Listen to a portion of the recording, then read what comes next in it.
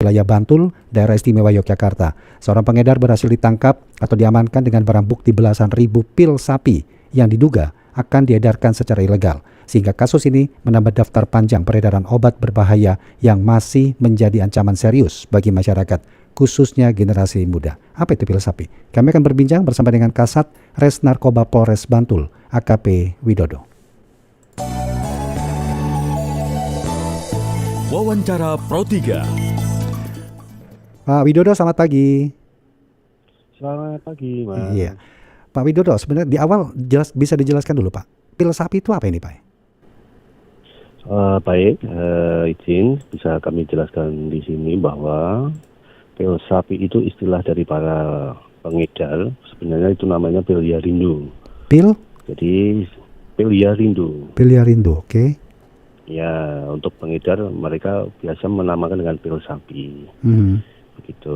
Kenapa memang peredaran pil sapi ini sedikit agak mengalami kenaikan karena memang secara ilegal pil ini dapat didapat dengan mudah dengan harga yang murah, relatif murah. Oke. Apa efeknya, Pak? Ya, Memberikan efek apa ini sehingga masuk dalam kategori narkotika ini? siap. Jadi untuk efek dari mengonsumsi pil Yarindo ini secara jangka panjang akan berpengaruh buruk pada saraf, halusinasi, gangguan pola pikir. Jika saraf sudah tidak berfungsi normal, tentu akan mempengaruhi mungkin masa depannya bersangkutan juga. Obat depresi, bukan seperti itu kah? Seharusnya digunakannya? Sebenarnya untuk hipertensi itu. Oh, untuk hipertensi. Tapi disalahgunakan, diedarkan, dijual, dan akhirnya disita sebanyak belasan ribu pil sapi ini ya, Pak ya. Oke. Kronologi penangkapannya bagaimana nih, Pak? Dan informasinya, peran serta masyarakat sejauh mana, Pak Widodo? Jadi memang benar ini informasi dari masyarakat bahwa di sekitar wilayah suatu tempat di Bantul namanya Kasihan, ya. Wilayah Kasihan itu memang sering terjadi penyalahgunaan dan peredaran pil Yarindo ini. Kemudian kami bersama tim menindaklanjuti informasi tersebut. Akhirnya kita bisa menangkap beberapa orang. Kemudian kita kembangkan. Akhirnya dapatlah sekitar 11.000 tersebut. 11.000. Jadi yang pasti yang diamankan tuh 1 atau 3 orang atau bahkan lebih, Pak? Sementara untuk naik penyidikan dua orang. 2 orang, oke. Peran dan fungsi keduanya ini bagaimana nih, Pak? Dalam peredarannya? Ya, yang pertama memang yang pertama dia membeli pil tersebut. Kemudian kita kembangkan siapa penjualnya, akhirnya kita menangkap penjualnya itu. Oke, jadi satu penjual, satu atau kedua orang yang diamankan ini penjual atau satu pembeli? Pembeli dan penjual. Ya. Oke, tadi Bapak katakan dengan mudah pil ini bisa didapatkan. Memang mereka bisa mendapatkan pil sebanyak itu dari mana ini, Pak? Biasanya mereka secara online, Mas. Dia mendapat secara online. Itu kan banyak sekali sekarang web itu yang menawarkan hal tersebut. Ya, sudah berapa lama mereka melakukan penjualan barang-barang seperti ini, Pak? Obat-obat ini? Ya, menurut pengakuan sudah 2 kali ini mereka untuk pengedarnya 2 kali ini dan yang membeli cuma baru sekali ya. Baru sekali. Tapi kenapa ada sampai belasan ribu, Pak? Apakah itu ditanyakan juga? Ya, itu karena memang biasanya mereka pesannya lewat web itu dalam partai yang besar, kemudian pengedar ini dia membuat beberapa klip-klip paket-paket kecil. Jadi untuk 10 butir pil harga edar itu sekitar 35.000. Jadi ini agak terjangkau juga. 10 butir pil sapi dijual Rp35.000. Ya. Oke. Ya, modus operandinya bagaimana, pengedar ini menawarkan barang ini, Pak? Ya, mereka biasanya COD di suatu tempat. Oke, siapa target pasarnya yang sebagian besar ini? Sebagian besar memang ini dilema juga ya. Kadang itu ada yang anak di bawah umur. Anak di bawah umur artinya di bawah berapa tahun sampai bisa penggunanya ini, Pak? 17 tahun. Jadi mungkin itu anak-anak yang masih SMP, SMA itu masih banyak sekali pengedar menyasar ke mereka. Oke, tapi baru satu yang pembeli yang diakui oleh yang diamankan ini, Pak? Ya, kebetulan baru satu ini. Baru satu, atau memang ada pengakuan lain bahwa dia sudah mengedarkan atau menjual barang ini ke pihak-pihak lainnya? Kemungkinan bisa begitu, Mas, karena mungkin karena batas waktu untuk penanganan ini kan 1 kali 24 jam. Oke.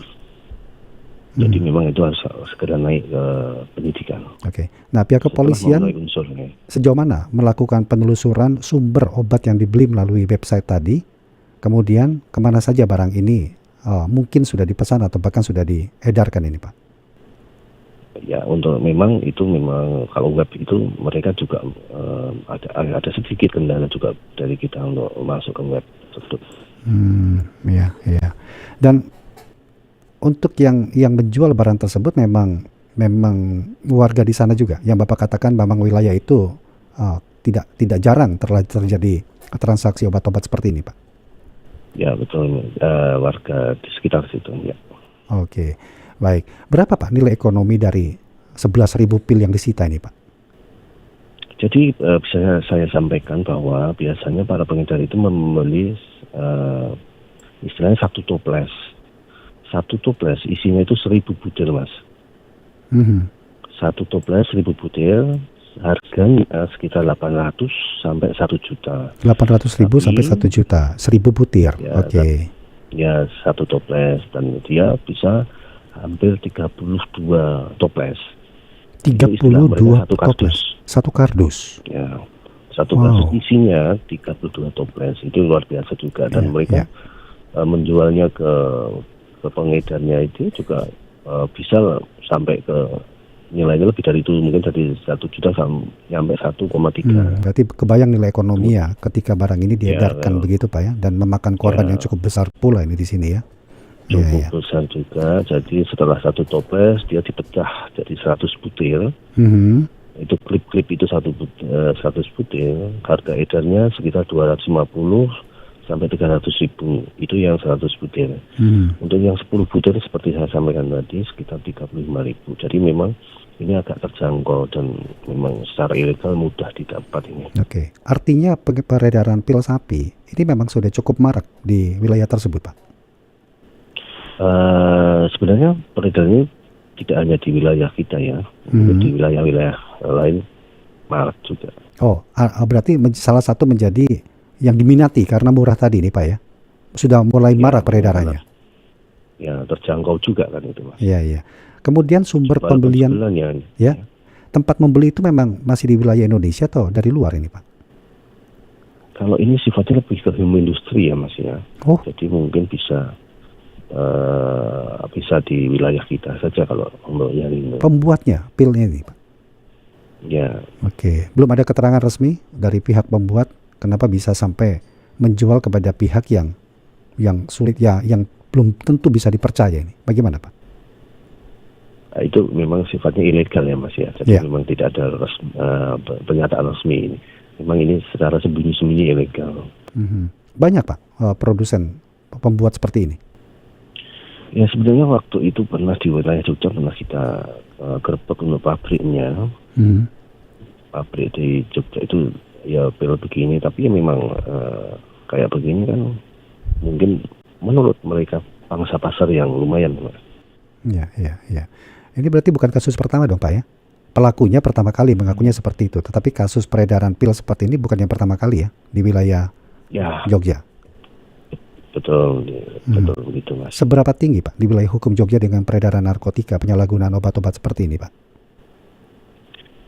Cukup bisa dikatakan lumayan juga ya, Mas ya. Walaupun sebenarnya upaya-upaya kita sudah kita lakukan dengan penangkapan, dengan penyitaan, tapi memang itu kembali lagi ke yang saya sampaikan bahwa ini penyebaran secara ilegal ini mudah sekali ini. Dan sebagian besar penggunanya adalah anak-anak muda.